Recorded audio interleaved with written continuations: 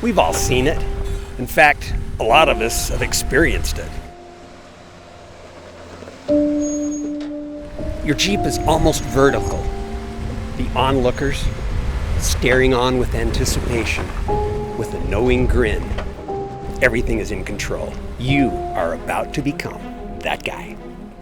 Suddenly your vision is obscured by smoke. A smoke screen that James Bond would have been proud of. Mothers in the crowd grab their small children and pull them away from the smoke, from the oxygen-depleting smoke in quantities large enough to create an EPA Superfund site right there on the trail.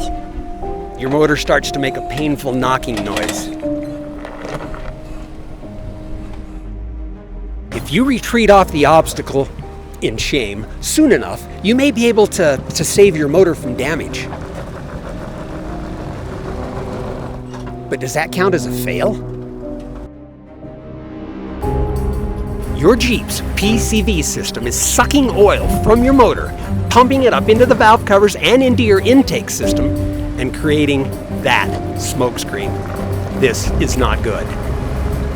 Hydrolocking is not only a possibility, it's a high probability. If you're quick enough, you can back off the hill in shame and possibly save your motor from the damage. Yeah, that does count as a fail.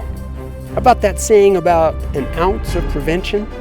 That's some wisdom right there.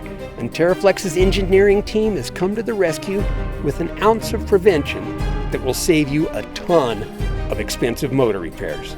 This is the first look at our new Crankcase ventilation system that eliminates smoke.